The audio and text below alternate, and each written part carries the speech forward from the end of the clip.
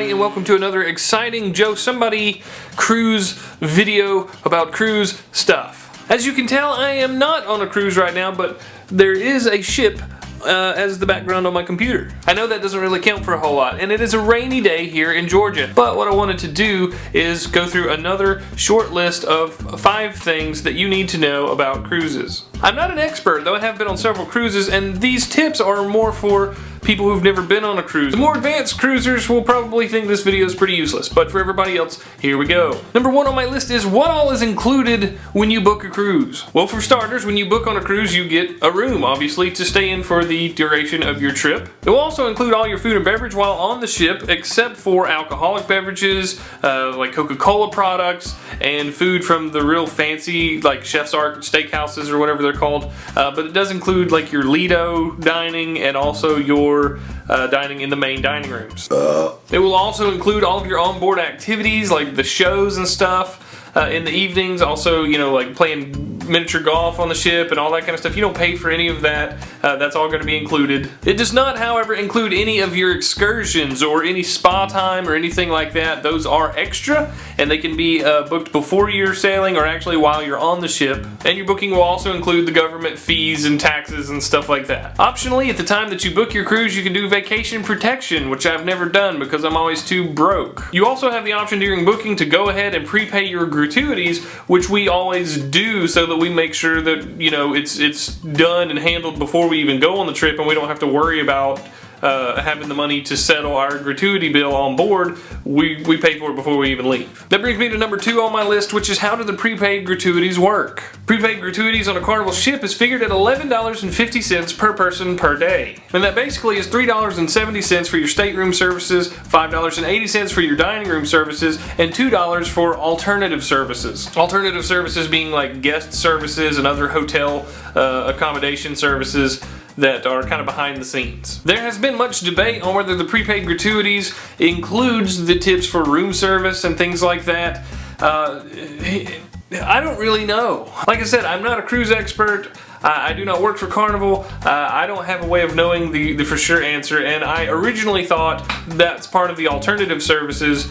However, now I'm more thinking that it's not. When you order an alcoholic beverage or something from the bar, they add on a 15% gratuity. And so if bar services are not included into your prepaid gratuities, then I'm starting to think room service probably isn't either. So I would have to say, in order to not piss off the people bringing you your sandwich in the middle of the night, it would probably be a good idea to have a couple bucks handy just in case. I don't think anyone has ever complained for getting too big of a tip. Number 3 on my list of things that you should know about is the list of restricted items that you cannot take with you on a cruise. It's a long list, so I'm going to pull it up on my computer because I can't remember it. Some of the restricted items will be confiscated and returned to you after the cruise. Some of them will be discarded, so pay attention to what they're telling you not to bring on the cruise. You cannot bring hard liquor, you cannot bring beer, you can't bring irons, you can't bring heating pads, hookah. Who takes hookah on a cruise? I don't know if you do that, but you can't. They will allow you to take hair dryers, even though there are usually hair dryers in the stateroom, so you don't need to. I mean, they're low wattage and they kind of suck, but they're there. You can take flat irons, you can take, you know, shavers and stuff like that, but for just general stuff, they don't want you bringing any kind of heating appliances or anything like that. It's funny, no electrical and household devices, like don't bring a toaster or a coffee maker. Now you know. You cannot bring a large cooler, firearm, candles, incense, things that are going to catch the thing on fire. No tasers, no pepper spray, no martial arts equipment, no handcuffs. You can't bring your Segway scooter. You cannot bring those shoes with the wheels on the bottom. They call them Heelys. Kids, you can't have those on a cruise ship. You will get them confiscated. And you definitely can't bring your medical marijuana. Or your non-medical marijuana. Number 4 on my list of things to know about cruises would be get up early and go get you a chair. I don't mean to sound so mean in your face, but do it. Do it. Seriously, the days that you're at sea, it's in your best interest to get up early, go get a bite of breakfast, and get out there and get yourself a chair, because there's not a whole lot to do on the days at sea. I mean, you can explore the ship and stuff like that, but you're probably going to want to lay out in the sun, you know, enjoy the atmosphere of being on the ship and sit near the pool and all that. those chairs are going to fill up fast. So get out there and get a chair, and don't think you can put your stuff in it and reserve it, because people will move your stuff and they will take your chair. You have to be sitting in your chair.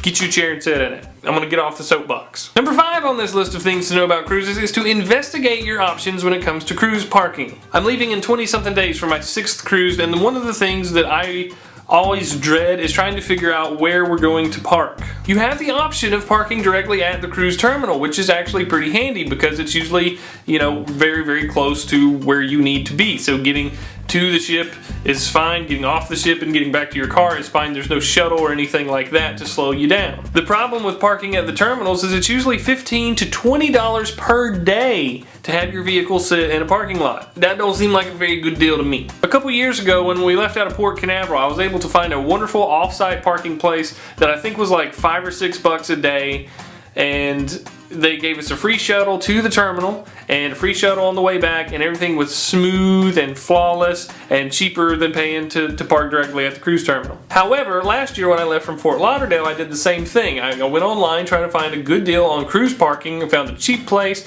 and when I got down there it was basically a dirt parking lot, and it was a madhouse with people freaking out, and so we just ended up going directly to the cruise terminal and parking.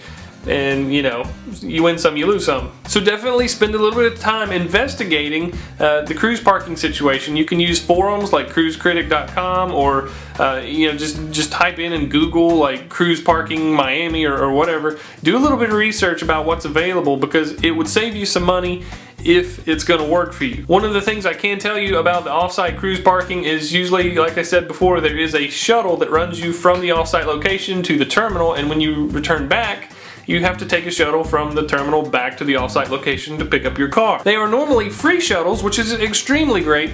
The one little problem is this: when you get off the ship and you really want to get back to your car, sometimes if you're using the off-sites, you're gonna have to wait. You're gonna want to be in your car driving, but you're gonna have to wait for that shuttle to come back and get you, and then you're gonna have to wait the 15-minute drive across town to go get your car and to get out of the madhouse parking lot. So even though you saved some money on the parking, you've probably wasted some time getting back, you know, on your way home after the trip. So investigate, do your homework, do your research. It is in your best interest to do so. As I said before, I am booked to go on another Carnival cruise for a 5-day cruise leaving out of Miami. I've never cruised out of Miami. I'm not really sure what we're going to do with the parking and all yet. I'm still in the midst of researching that, but that will be coming up in about 29 days or so.